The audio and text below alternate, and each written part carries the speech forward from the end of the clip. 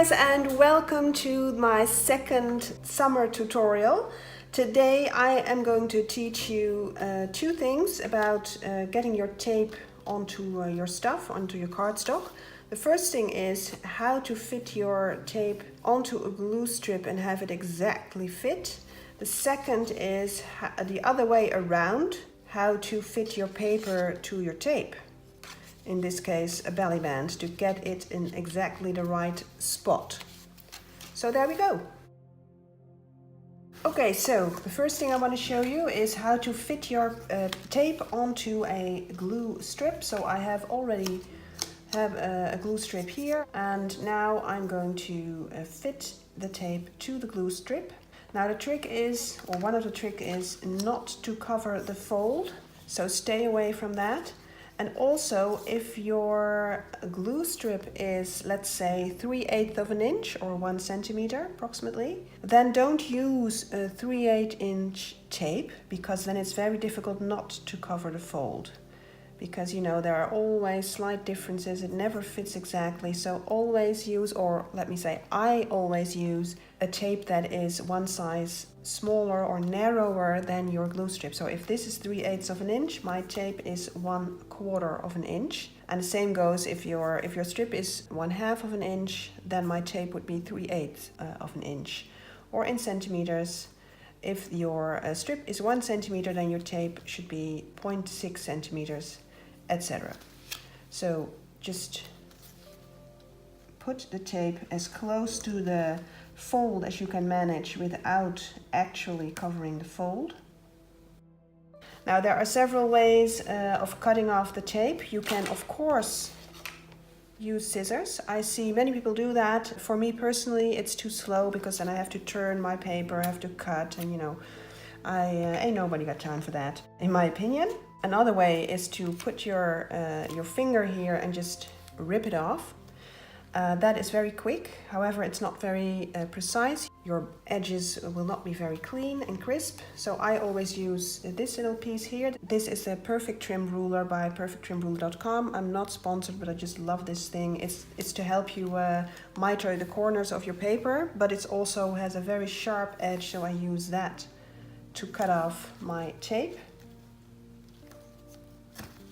And then you have a very sharp and especially straight edge. Another way to do that, of course, is simply using your ruler, as long as it has a fairly sharp edge. Now, of course, you will have some excess cardstock here, because your glue strip was wider than your tape, and I always cut that off. And now my glue strip is in actuality a sliver wider than my tape, and that is difficult to score on your scoring board, because it always has these fixed measurements. So this is my way of doing this. Don't forget to burnish, because your tape will have a better stick. So this is the first thing that I wanted to show you today, which was how to put your glue onto a glue strip. Now the title of this video says, and vice versa.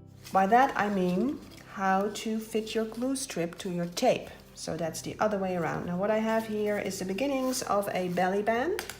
So suppose you are making a card and you want to have a belly band around it, and you're not exactly sure about the measurements. Well, you could measure, of course, but I always do belly bands by hand. I don't know why. Don't like to measure them. So I am going to use a pencil and mark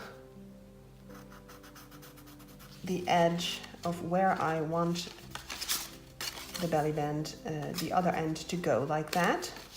And here is where the tape comes in. So now I have a mark. Let me use some 3/8 inch tape. So I'm sticking it down flush against that mark. Burnishing it. And now I'm going to cut it. So now I have fit my paper to the tape, which I did not know beforehand. So now it will fit perfectly, and I don't need a fold also. So it's not really a glue strip.